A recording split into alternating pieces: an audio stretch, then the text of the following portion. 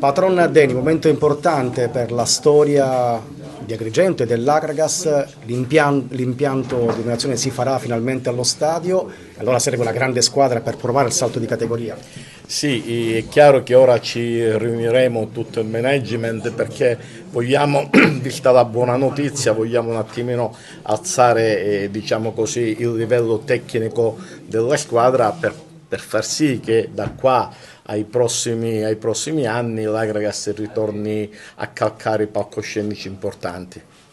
Presidente Callavi, anche lei una battuta? E beh, adesso dobbiamo guardare avanti, ora cerchiamo quell'imprenditoria che ci dia quella possibilità di avere dei risultati economici interessanti per investirli nella società, nell'Agragas, nella campagna acquisti. Quindi adesso passiamo al futuro dell'Agragas che verte principalmente su chi ci vuole dare una mano d'aiuto come imprenditoria dal punto di vista economico.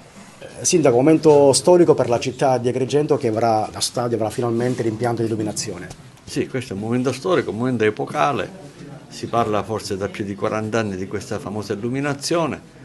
Questo era stato un impegno della mia amministrazione, l'ho voluto fortemente sin dal primo giorno che ho messo io piede al comune di Agrigento, era uno degli obiettivi prefissati, ma proprio per la città e per la squadra dell'Agragas,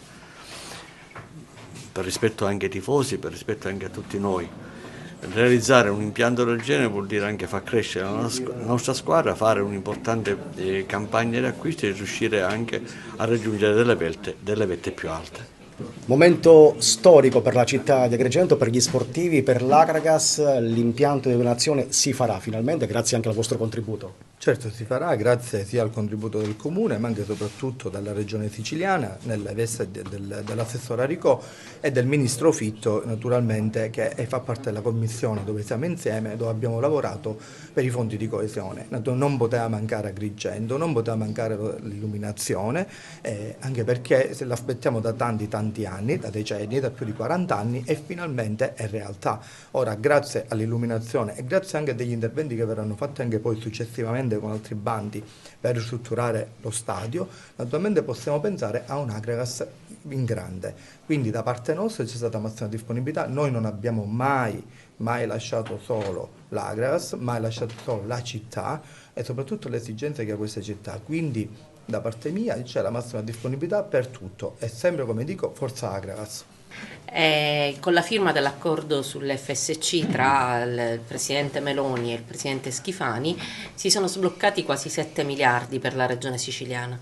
e per cui molte cose che fino a ieri erano delle speranze sono diventate dei fatti concreti. Per la provincia di Agrigento attenzione particolare per tante opere, dal dissalatore, dalle reti idriche, da anche strade importanti che erano state abbandonate da anni, ma oggi siamo qui per festeggiare insieme alla dirigenza dell'Agragas l'aver ottenuto il finanziamento di oltre 1 milione proprio per l'illuminazione dello stadio. Questo è un progetto che abbiamo già caricato, abbiamo seguito insieme ai nostri assessori di Fratelli d'Italia, al nostro assessore regionale sempre di Fratelli d'Italia Alessandro Aricò, passo passo, ed è già caricato e quindi un fatto concreto e oggi è un motivo per gioire insieme, perché quando una squadra viene messa nelle condizioni di poter operare può pensare a crescere e può pensare a fare meglio un lavoro che già fa bene, che è quello di portare ad appassionare tanti giovani